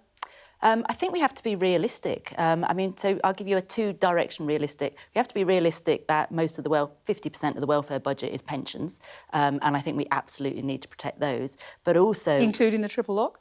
I mean, I would. I think it's a contract. When you make a contract with someone, you need to honour that. But also, we have got this big review that's coming up that Stephen Timms has been doing, and I think that that's going to have some quite clear indicators to go forward. I would be very concerned if suddenly Andy Burnham rode back from that, assuming he's Prime Minister. Well, here we are talking about the manifesto. Isn't this where it becomes problematic that there isn't a contest? Because, you know, there's no way of people sort of judging him, you know, people out there in the country. You know, 25,000 voters in Makerfield have had their say, but the rest of the country hasn't. There's a problem there, isn't there? I mean, we're not America, so this isn't a presidential situation. You elect a party and then those party members choose the leader. But also, going back to your opening question, from an international standpoint, the quicker we get this through, the quicker we get stability, the easier it will be for us to work on the international stage. And I think the other problem you have with a contest is you end up pandering to your members. Whose votes do you want? You want the votes of your members. You want the votes of the trade unions. In the Tory leadership contest, you want the votes of Tory members who do not necessarily represent the general public, and you make promises to them that will win their votes, which you're then saddled with when you win that contest. So it is... Well, so have a general election instead of a leadership contest, then? Well, obviously, everyone is now busily retweeting every Andy Burnham tweet that said, let's have a general election. Because he did call for a leadership election when Liz Truss quit. Absolutely. I mean, you know, I think it's... And Alan Johnson, the former Labour Home Secretary, has said it would be a bold move to have an election. And there's something really attractive about that. But again, we all learnt the lessons. There are so many lessons. One of the advantages of having 7 prime ministers in 10 years, there's a lot of lessons to be built up. So you're not in favour of an election? And Theresa May has you know, shown us that having an election, you do not control the narrative the minute you call that election. No, I mean, I don't have a particularly strong view. I'm just saying if I was Andy Burnham, the arguments against the general election probably outweigh the big, bold move. I think it would be absolutely disastrous. I mean, I think on the international stage there is so much instability, there is so much division, that to chuck in a general election, which effectively, let's be honest about it, means for a minimum of 3 months this country goes to... we go to an absolute standstill at the time when there is so much risk of conflict coming to our shores, not just internationally. We just can't do that. Harriet? Can I just ask, because before you came this evening, Sarah, we had a discussion about whether or not, with the advent of Andy, there would be a different view to the difficult decisions that need to be faced in terms of changes in welfare benefits.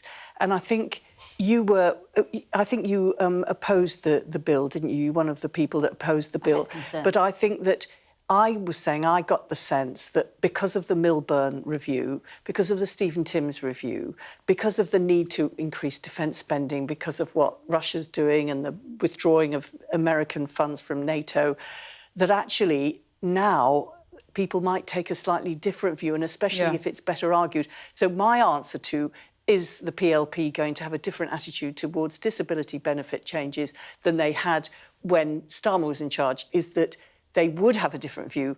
Am I right? I think you probably are, but the thing that I want to see, if we get one thing from Andy Burnham being Prime Minister, it's that they actually use the resources that are the PLP, the Parliamentary Labour Party. So we've got 400 people who broadly represent the whole of this country. They are a vox pop for their constituents, but they also, you know, some of them were financiers, some of them were doctors, some of them were teachers, some of them were literally every single job you've got. So rather than going, here you are, dush, this is what we're doing, and trying to bully it through, talk to us. Right, and Andy's good at He's always done that. Yes, but saying you probably are is a big... is not a... Are you going to take welfare reform seriously if Andy Burnham puts forward some serious welfare reforms? Will you back reforms that he puts forward? She's 100% Team Burnham. She just said so. The answer's got to be yes. You're getting me to yes, backed into on a corner. behalf of Andy Burnham. On behalf of... Representing Andy Burnham here on this sofa. Go on. So what I need to do is see the details. But yes, we need to be doing something. Yes. Very briefly, and finally, we'll come on to talk about this later, so you guys are not allowed to jump in just yet, but would you like to see Keir Starmer offered a job in Andy Burnham's cabinet, for example, Foreign Secretary, just Justice Secretary? Personally, I think he has been brilliant on the foreign stage. So if he was Foreign Secretary, I think that would be a very smart position to give him. A quick response, Herrick. Well, we've got an excellent Foreign Secretary in Yvette Cooper, and we've got an excellent Justice Secretary in David Lammy. But if there's going to be a big changing around, I can see how incredibly difficult it would be for Keir Starmer, having been Prime Minister, then move into the position of Foreign Secretary. David Cameron did it, and that was much appreciated, but there'd been a bit of a break when he'd been out and come back in. But I would say to Keir Starmer, you'd be a great Foreign Secretary, you'd be a great Justice Secretary. For various reasons, it has not worked out with you being Prime Minister, but if he could contribute, I think it would be good if he could. I mean, it's a lot to ask, bearing in mind where he is, but I think it'd be very good. Maybe he could take over from Richard Herman as Attorney General. Well, he's being offered so many jobs. Sarah, thank you very much for coming in and sitting on the sofa, and we'll come back to our sofa duo later in the programme. We'll be right back after this. Green Party leader Zach Polanski will be here on the sofa.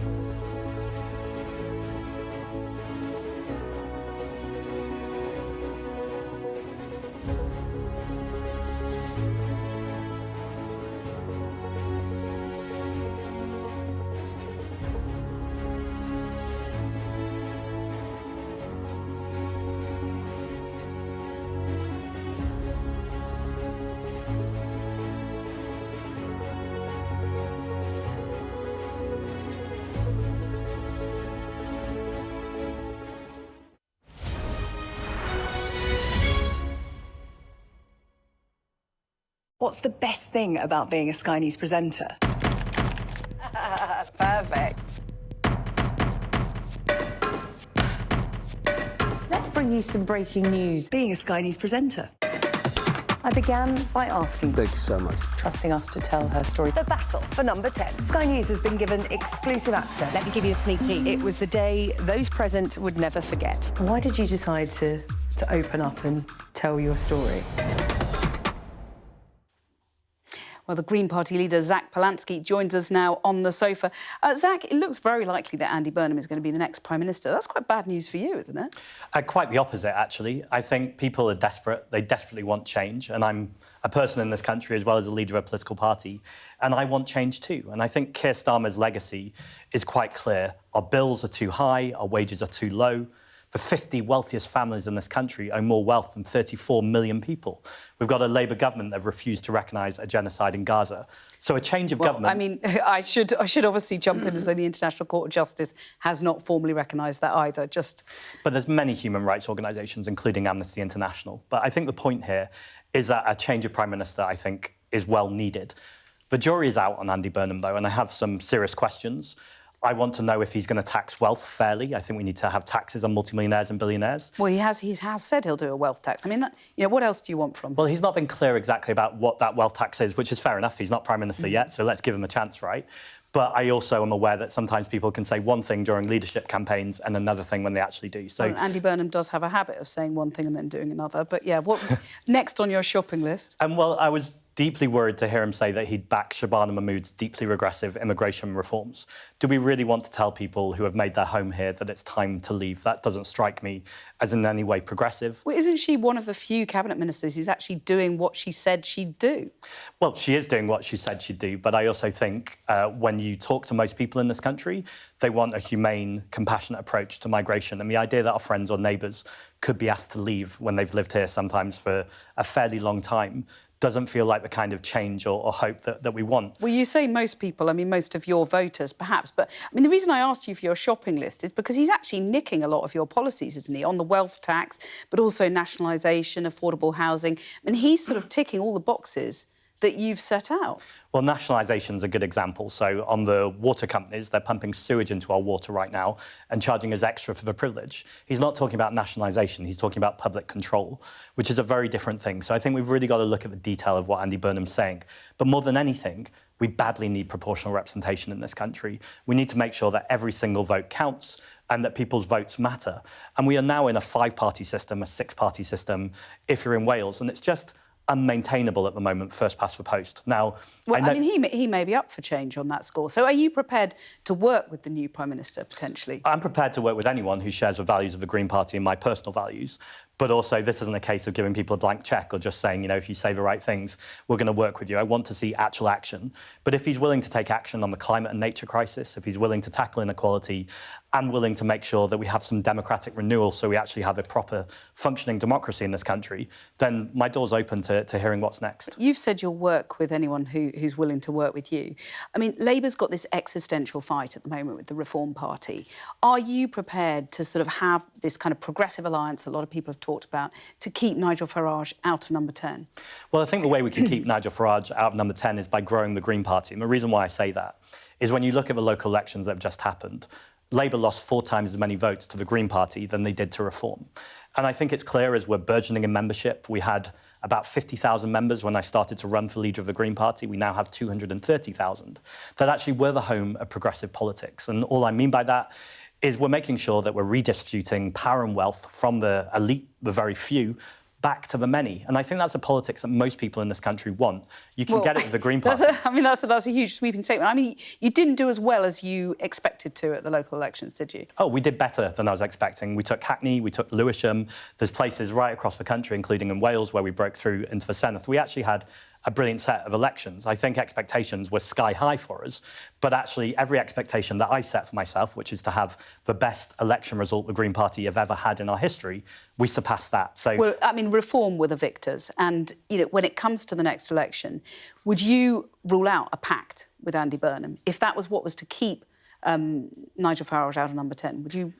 Well, as I've said, it depends what version of Andy Burnham turns up, because if it's the same version that we've seen in Makerfield, then that's not someone I'd be able to work with because of the immigration reforms, refusal. I know you'll say that people refuse the fact that it's a genocide, but I think you need to recognise what's happening in Palestine more widely. And that's not someone I'd work with. If we have a different Andy Burnham as Prime Minister, then yes, that's potential. But I think you can't make those decisions until you know what you're working with. Well, let's talk about Gaza. You know, and the ICJ has not made a formal ruling on that. But we don't really know that much about what Andy Burnham thinks yet. However, we do know that he's talked about the disproportionate nature of Israel's actions in Gaza, and he wants there to be a full process of investigation and accountability. Is he speaking your language on that? I think that's an important step forwards, but I think it's far too weak. There are people dying every single day, and anyone who has a phone has seen horrible, horrific images coming out of Palestine for the last few years. Ultimately, we need to end our government's not just complicity, but active enabling of selling arms and sharing intelligence. Also, the situation in Lebanon at the moment is completely unconscionable. So I think we need a Prime Minister or a leader of the government who is not, you know, with weasel words on this or not making a diagnosis, but actually is willing to take action and to stop the killing. Let me also test you on immigration, because there's an interesting comment that Andy Burnham made on asylum housing. And I just want to read it in full because it's interesting. He said, local authorities are often just not consulted at all. The Home Office just does what it wants. What I'm calling for is a reform of these Home Office contracts. I do agree with what Nigel Farage is saying. What we've got to do is get back to a sense of order. Do you think there's actually more similarities between Nigel Farage and Andy Burnham? again, without sounding repetitive, we've got to find out exactly what he means by that. But he's also called for more detention centres. I think that's the wrong approach to immigration. Immigration is part of what makes this country great. And I agree, there's certainly tensions. We need to make sure that we have that we're building houses, but we need to be building council houses anyway for people who are born here. We also need to make sure that we're plugging some of the skills gaps for thousands of vacancies that there are in our National Health Service. So I don't think echoing Nigel Farage is in any way the right way to go on immigration. Yeah. I think people want a fair and managed approach to immigration, but they also want a compassionate and a humane one. You've mentioned several times what's going on in Gaza. I've asked you about it, so, you know, fair enough. You've alluded once to the climate crisis. You know, we're in the middle of this heat wave, which is caused by climate change. You posted on X about the climate crisis. Why are politicians and most of the media still acting as though this can wait? Your first post today, excuse me, was on the 50 richest families with more wealth than 50% of the population. I just wonder whether the environmental focus has taken a bit of a backseat under your leadership, and if that's something that might change with Andy Burnham in number 10. Well, it's the hoarding of wealth that's causing the climate crisis. So we have fossil fuel giants who have made record profits this year. And indeed, this summer, we will likely see people die, sadly, from heat deaths. And there's action the government should be taking now. Things like bringing in a maximum temperature in the workplace and in schools, making sure that we're insulating homes. Of course, that keeps homes cool in the summer and warm in the winter, but crucially we need it right now to keep people cool. But you don't talk about the sort of core environmental focus in the party has been sort of set to one side under your leadership. Is that going to return to the centre? Well, the climate crisis is ultimately a crisis of inequality. So every time I talk about inequality, I'm effectively talking about the fact that we need to tackle that in order to stop the greed and the pollution of corporations that are destroying our environment. But those corporations are also destroying our democracy and our communities. Now, I think it's always important to talk about the climate and nature crisis, and I'm glad we're in a conversation about it now.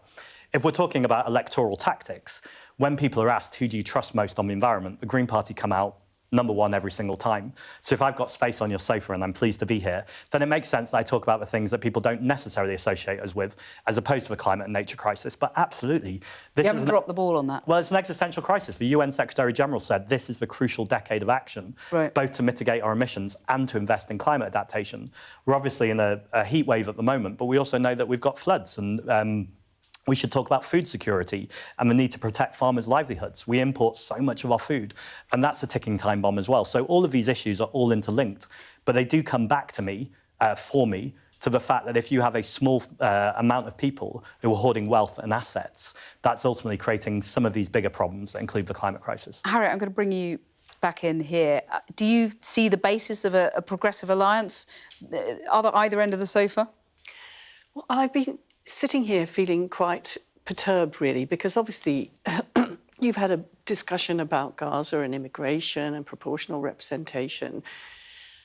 But I've got an issue with you because, and you did mention your personal values. I keep thinking, and I don't believe everything I read in the papers because I know an awful lot of it's not true. And the same with social media. But this thing about you when you were being a hypnotherapist, the idea that you were saying that you can make women's breasts larger by hypnotising them so they could think their breasts larger. I mean, it really fries my brain here. I mean, I'm very against the idea of, you know, men supporting the idea that the problem with women is that their breasts aren't big enough. But quite frankly, to do it by hypnotherapy, and you know, I know it was supposedly a while ago, but that was you as a person, and I can't see my way past that. I've got a lot of admiration for a lot of friends. I was not expecting that. Oh, I thought you were going to say you couldn't see your way past your breasts. No, grown so big. But this is a serious. I've got a lot of, you know, I've got a lot of friends who are green. I think can see there's a lot of parallels between Labour's agenda. No, but I'm just. Oh, you're saying I'm too long-winded again. But anyway, I just couldn't see a serious party leader having those sorts of views. What are the views? I know you've been asked this before, but answer Harriet breasts and hypnotherapy. Your first sentence, which is don't believe everything that you read in the paper, including The Sun. This was in 2013. I've apologised for it repeatedly, but what this tells me that...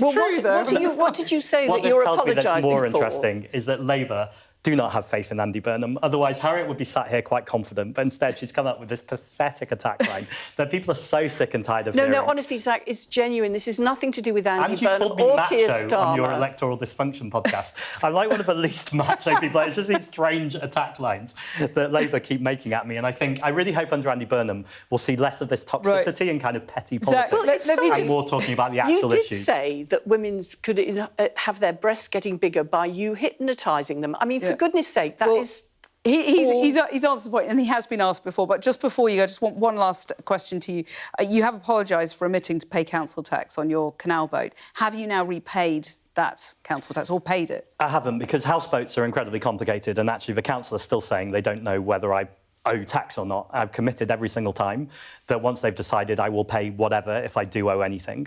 But it's important to say that the Labour Party launched or tried to launch an investigation at the London Assembly. It was independent, and they've cleared me and said there's no charges to be answered. Right, but the council's still investigating. Have you got the money ready to pay if they say pay up? Yes, I have got the money ready to pay, and if they say that I don't owe anything, I'll donate that money to charity. Zach Polanski, thank you very much for joining us on The Sofa. I didn't know that was coming from the other end, but you've answered it every as time fully from as Labour. possible. They've got nothing else. This is not from Labour, it's from me. Okay. Well, I'm not going to go far. today... I have nothing to do with it. Listen, I'm going to start saying order like the Speaker. Now, today was very much a Westminster event. Starmer in Downing Street, Burnham entering Parliament. But it is not hard to imagine the bemusement that some of you might be feeling at the prospect of yet another new Prime Minister without being troubled for your endorsement. Well, our national correspondent, Tom Parmenter, has been to Grimsby, the town informally adopted by Sky News during the last general election campaign, to see what people there have made of the latest Westminster drama. Biggest mistake, I think. I think it was just a mistake from the beginning.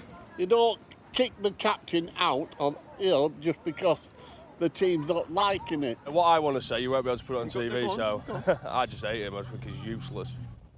Welcome back to Cleethorpes. Along with neighbouring Grimsby on the east coast, these were Sky News' target towns in the 2024 election. The majority here put their faith in Sir Keir Starmer's Labour Party. 2 years in and he's quitting, and I tell you, it's hard to find anyone who feels like they backed a winner. Since they've got in, they've promised a lot of things and they didn't deliver, and I just didn't trust him. I don't understand what's going on. He said he wasn't going to do it, and now he suddenly has, so how can you believe a word anybody says about anything? Do you think he's delivered for the country? No. Does it feel like anything's got better for you? No. Looking at the UK as a whole, it's like nothing important or nothing major has really changed. He achieved as much as he can. I mean, he can't be blamed for cutting off the oil. He's definitely not given small business a chance at all. He's more interested in giving out money than he is on actually making money. And what do you think that says about us as a country, that we've chopped and changed so much in Downing Street? We are a laughing stock of this world. As a first-time voter, Callum backed Labour 2 years ago. He believed Starmer when he said he was fixing the foundations. But it's the pitch to the country that's failed. The British public aren't really listening to the guy anymore. I think it was the way he spoke. I feel like, especially when he does in his speeches, there's not as much humanity behind it. And when we look at people like Burnham coming in place, people listen to him. And when he was delivering his speeches in Makerfield, they actually meant something. I mean, I do think that it should go to the people. I think it should go to the vote. I don't think he should just step in. The problem with Andy Burnham is he's a bit fluid, isn't he? He sort of flips and flops to whatever's needed. But if it does go to the vote, I'd be scared I'd actually go to reform anyway. So yeah, I'd be happy to give him a go, see what he can do. There may not be a choice. The public's patience with politics is being tested yet again.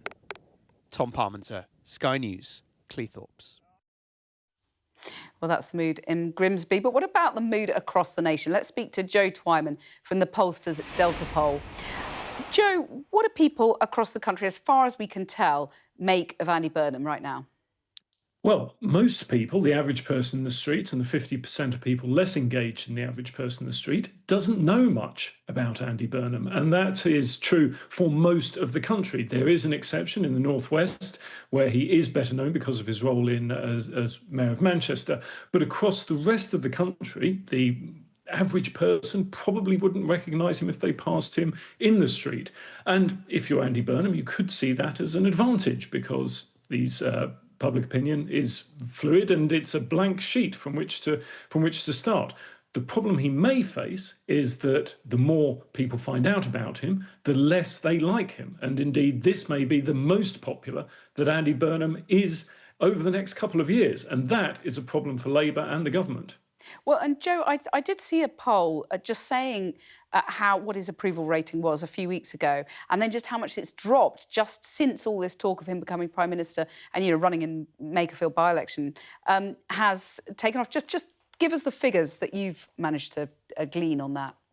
Well, it does depend on how you ask the question. At Delta Poll, we have his net rating at plus 18, which may not sound great. It means 18% more people think he's doing a good job than a bad job. And that may not sound great, but it's considerably higher than the 45-50% minus figure that we've had Keir Starmer at. And yes, while his scores have deteriorated slightly, he's still considerably higher than any other political figure. But as I say, it's much easier to be the candidate for change before you've had to deliver change than actually focusing on it. In that last package, we heard someone talk about delivery specifically, and that really will be the challenge facing Andy Burnham if he does become Labour leader and his government.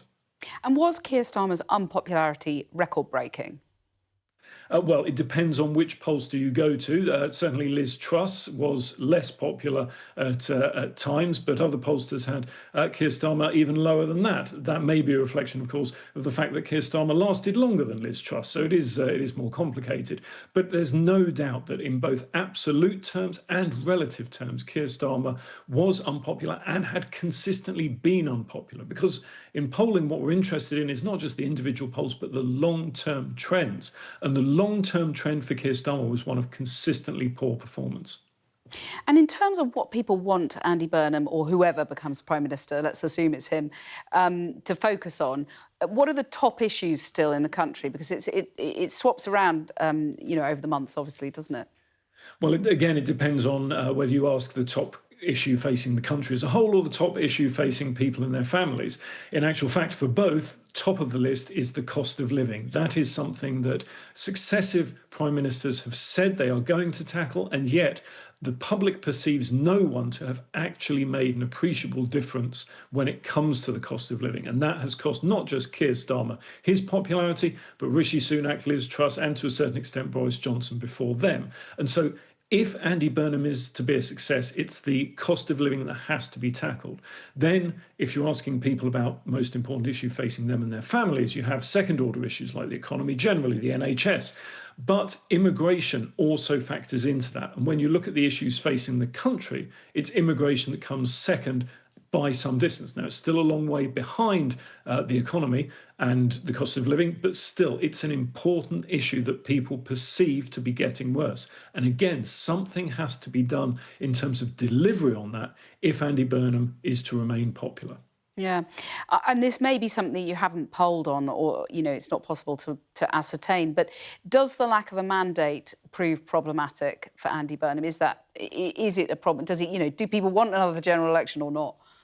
Well, those are two separate questions. When we ask people if they would like a general election were Andy Burnham to take over, we find that nearly 2 out of 3, 63% of people say yes to a general election.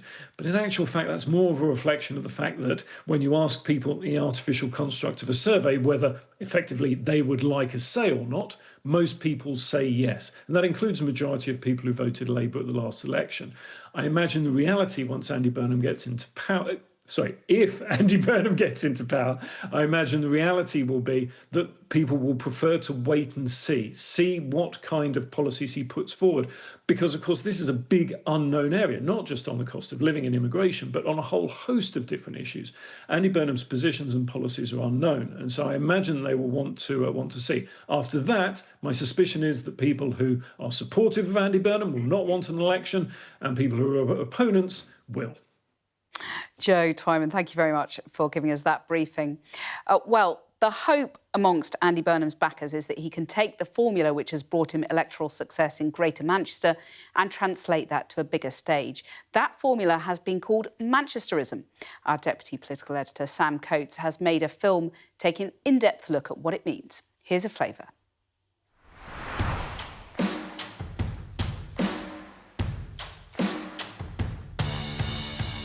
Welcome to Manchester, the living proof of concept for Manchesterism. Andy Burnham's blueprint now for the whole country, his towering showcase for why he wants to be the next Prime Minister. A popular politician. A new path for Britain. Absolutely 10 out of 10, 12 out of 10 if you want. He has a particular ability to channel the emotions of a city. But is this bid for number 10 just a masterclass in political vibes? I'm waiting to see whether or not he actually does want to unpick neoliberalism. There's another side to this city. 37% of children and young people in Greater Manchester are living in poverty. Is Burnham up to it? Even key allies pause. Do you think Andy Burnham will be a good Prime Minister? I think he has the skills to do it. Within 6 months, if he isn't demonstrating proper change, he'll be on his knees as well. This is the story of Manchester's miracle and the man on his way to number 10.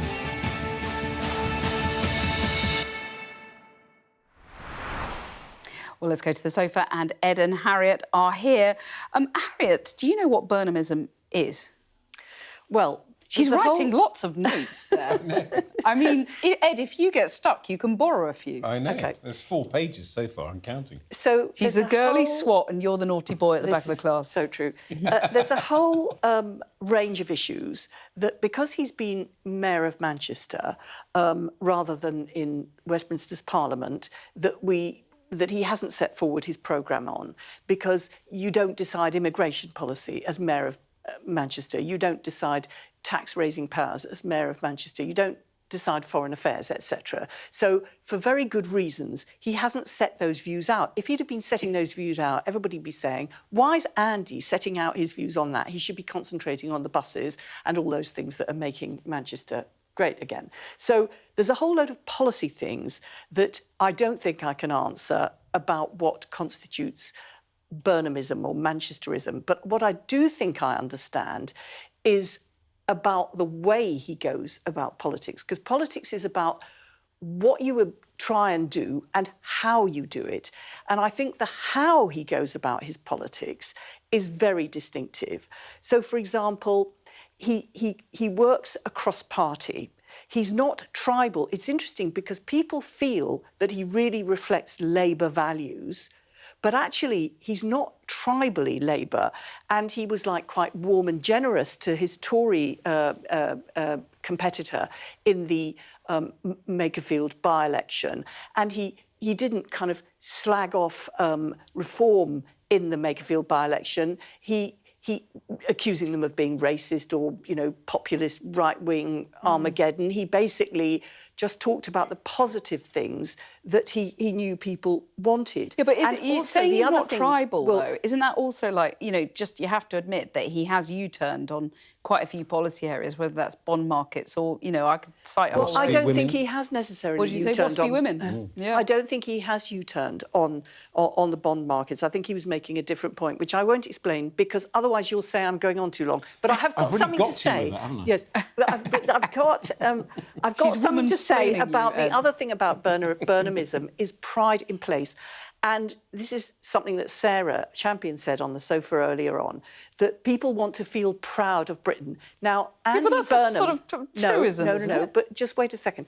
Andy Burnham has made people feel proud of Manchester. He's made them feel they're all part in Greater Manchester of Team Greater Manchester. Well, except that, part of Sam's film is about Richard... A lot of that was down to Richard Leese rather than Andy Burnham. No, but it's about more than that. And the idea is, the hope is that he can transfer that. I mean, can I just, because I've got an anecdote which explains it, sorry, which is that basically, they had the BAFTAs in Manchester, and somebody was saying to me that they were attending, they were part of the BAFTAs do, and the taxi driver that took them to the BAFTAs was like saying that he was part of the team that was making Manchester deliver the best BAFTAs that there'd ever been.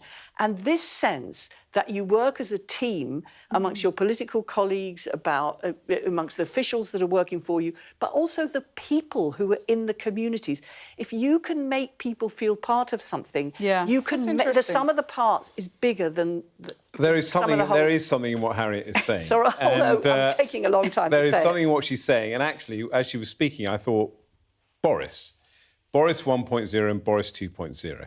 When you're the mayor, nobody can challenge your position. You're directly elected. Andy Burnham, directly elected. He doesn't have to look over his shoulder at anyone. And you can be a cheerleader for your city, and you're a cheerleader for a specific geographic area, and you can bang on and on about it. And Boris, whatever you think about Boris, did a very good job as Mayor of London. When you become Prime Minister, it's different. Everyone sitting around the table with you wants your job and potentially could have your job. And as we saw with Sarah Champion, there's people asking you for spending commitments. You have to get over that.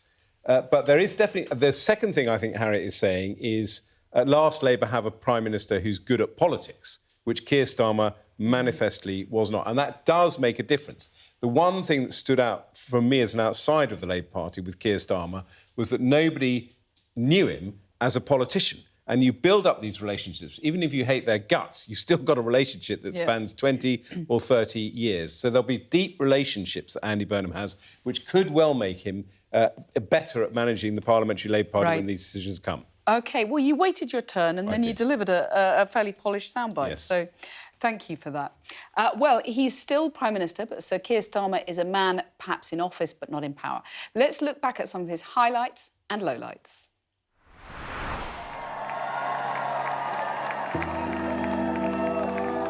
Politics can be a force for good. We will show that. Country first, party second. Those not in receipt of pension credit or certain other means-tested benefits will no longer receive the winter fuel payment. As we go forward, more pensioners are eligible for winter fuel payment. It is my pleasure to bring from His Majesty the King. Do they prefer their waiting list to come down, or do we want to keep a tax break for farmers? We can't have both. The results are tough. We have lost brilliant Labour representatives across the country. Where we protect those who cannot work, that is the path we seek to build with our reform. We talked to colleagues who've made powerful representations, as a result of which we got a package which I think will work.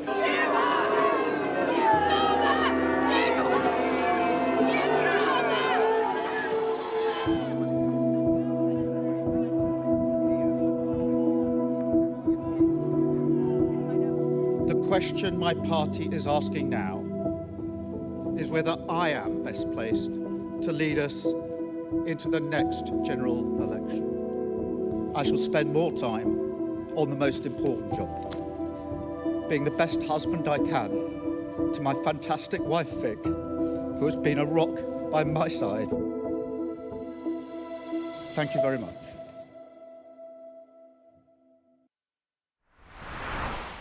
Well, let's get some final thoughts from Ed and Harriet. Harriet, Keir Starmer remains Prime Minister. What's to stop him sort of sabotaging Andy Burnham by making all sorts of commitments to a, lavish defence investment plan and all sorts, drawing closer to the EU? He could really have fun in these last few weeks, couldn't he? Well, I don't think he'll want to, because he's got the country's interests at heart. And I think what he should see, and I hope that all his supporters will do, is actually make sure that they help Andy Burnham, and they also enable Andy Burnham to be able to build on Keir Starmer's legacy. I mean, I wouldn't want them to be hoping Andy Burnham fails just because they feel so disappointed about what's happened to Keir Starmer. But help him exactly how? Just be specific about what you're asking there. Firstly, by not undermining him, by wanting him to succeed, by helping him to succeed, and also doing things like, he's going from 0 to 100 miles an hour for being Prime Minister. He hasn't even been in Parliament, let alone been in government recently. But one of the things that Keir Starmer could do is agree to access talks, which is basically to allow the civil service to brief him as a potential Prime Minister in order to enable him that should he become Prime Minister, that he can hit the ground running. So really helpful things like that. And I hope that Andy Burnham's people will not be wanting to say everything that Keir Starmer did was wrong, we're going to be totally different. I hope that they'll say Keir Starmer did a lot of good things and we're going to increase the momentum and build on those and take the country forward differently. So I hope they'll both support each other, and that's the best way of doing it. And I think Keir Starmer's weakness, that he's not very political or a politician, could be his strength now he's lost. And I think the Keir Starmer that I see on the television is probably the man who will say, right, let bygones be bygones. I will help my successor be a success, and that will be part of my legacy. I can't say the same necessarily of the people who helped Keir Starmer get into power. They may bear more of a grudge. Yeah, I mean, I'm finding quite a lot of agreement between the two of you on the sofa today. So, well, you know, if you just look... I guess you could say what we have got in common is we've both seen our government in difficulties. Yeah. So true. And so we both know how difficult it is to see something that you fought for to get elected go off the rails, but also, or at least Harriet, not go off the rails, face difficulties. Harriet, you monstered Zach Polanski over breast growth, but you haven't said anything yet about the fact that Labour, yet again, is about to elect another man. Which, I mean, it's just mortifying and embarrassing and inexplicable that the Conservatives, what are you now on your third woman leader or your fourth even or something? Thing we haven't discussed. And Labour, who's actually, I joined the Labour Party because I believed it to be the party of equality, still hasn't had a woman leader.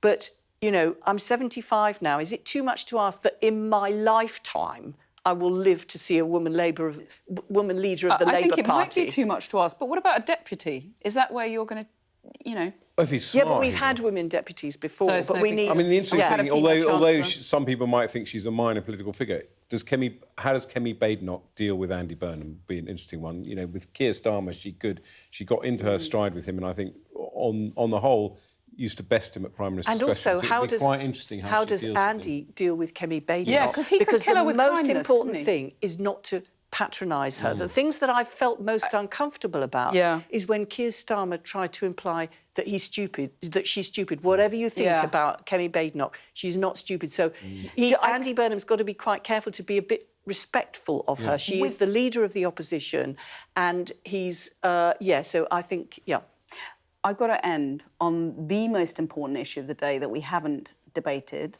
You know, we've got into breasts and all sorts, but hot podium guy, I think we have a picture of him that we can show you. There he is. I mean, you know, there are people saying... He's very hot. And there are people saying he should be the next Prime Minister. Well, can I just say, having fought against the objectification of women by judging them by what they look like, I am wanting to stop people objectifying poor hot podium man just because he's hot. But do you think he's hot? Well, I'm not going to objectify him, but I'm calling him hot podium man. Do you think he should be Chancellor of the Exchequer? But I do think Is he your secret? Is that why you couldn't say you want to be Chancellor of the Exchequer? Because he might feel very... want a hot podium you know, guy. he might feel very uncomfortable, you know, people talking about him like this. OK, on that note, hot podium guy is not going to be the next Prime Minister. But that is it for this extended show. We'll see you again tomorrow at 7 o'clock for all the latest Westminster drama. Thanks so much for watching.